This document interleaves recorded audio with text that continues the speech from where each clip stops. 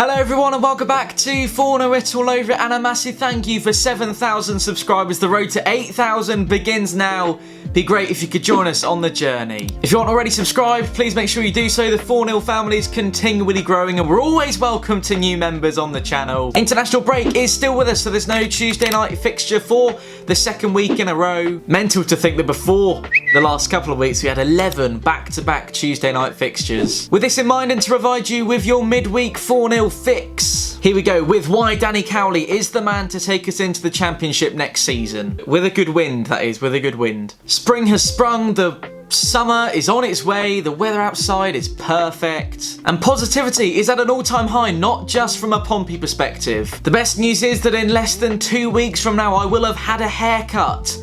Bit more presentable. We have a bit of a track record on this channel for reasons why Pompey will be promoted to the Championship. Some of that was looking extremely shaky just a couple of weeks ago, but now it seems there is nothing stopping from getting the promotion push back on track, and some might say that it is well and truly back on track. We go into Friday's game with bags of confidence, oozing with confidence at the recent uptick of results that we've all been hoping for, and this has already seemed to have started within the first 2 games of our new management team's time in charge. Added to which, Danny Cowley's arrival has seemed to give the season a brand new lease of life from a Pompey point of view, albeit we only have 2 sets of 90 minutes for evidence, but we have evidence. We do have it nonetheless, evidence of what the Cowley brothers can do with a talented group of players at their disposal. I'd like to take you back to a couple of weekends ago at Fratton Park, the moment when Ipswich went 1-0 up against us at home. Danny Cowley's first half an hour in charge. I believe it was James Norwood that picked up a knock just a few yards in from the touchline. Immediately, Danny shouted across the pitch for the players to come and regroup and have a discussion with the new Pompey boss. That chat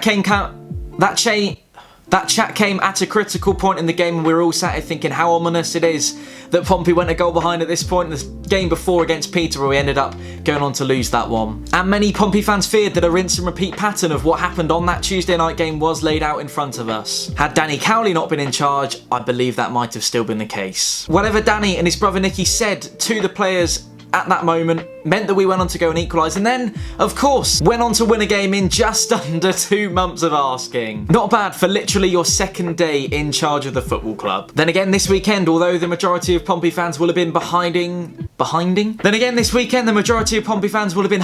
behind the sofa for the period that we went down to 10 men against Shrewsbury. The team showed a really impressive degree of resilience to stick together, to stick with the manager, and to say that we grinded out a result against Shrewsbury away at the weekend would be a tad belittling given the shift that every man in a white shirt put in at the weekend. I go back to the numerous team talks that took place and were evident from our I-follow position on the other side of the stadium when Willow and Craig McGilvery went down to receive a little bit of treatment at points during the second half. Watching Danny Cowley after the game in his post-match interview, he was honest, frank and open about the way in which he conducted himself, and he wanted his players to conduct himself after that pivotal moment in the game. He mentioned both sides to our game, considering we were very much a one-dimensional team in the months leading to his predecessor's demise. That was refreshing. Not only was it refreshing, but it was the solemn reason why we came away with all 3 points and went on to get the second win of the Danny Cowley era in the bag. Once again, whatever the brothers did, said, wanted, it worked. And it might not have been executed to the extent that the Danny Cowley brothers? And it might not have been executed to the extent that the Cowley brothers would have wished for. But what we did see is exactly what the doctors or the Cowleys ordered in terms of a first half performance,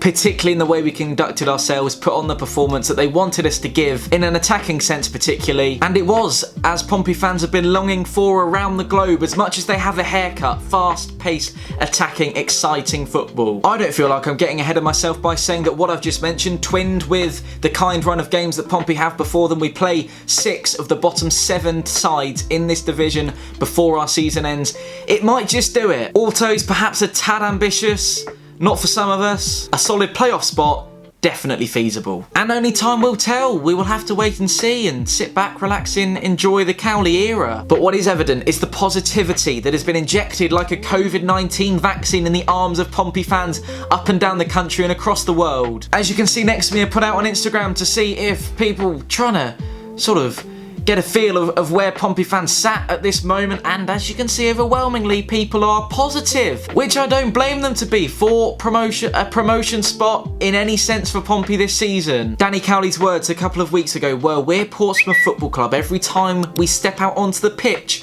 we want to win. This is no criticism of the players, but for the last couple of weeks, especially of Cowley's predecessor's time in charge, did we really look like we were going out week in, week out, looking like we wanted to win every game on the pitch? I'm really hopeful that what has been established now is a winning run that will take us and formulate into something that is something to be excited about for the end of the season. And hopefully that is a winning run that will be really prosperous for us and take us into a healthy position come the first couple of weeks of May. It's crazy to think that we only have a month and a half left of the League One season now. That is all I have for you for now though. Be sure to join us for the first instalment of our Easter weekend here on Fournilwrittenalloverit this Friday. We welcome Rochdale to Fratton Park. Our coverage begins from 2 o'clock. Until then, keep the faith and of course, play up Pompey.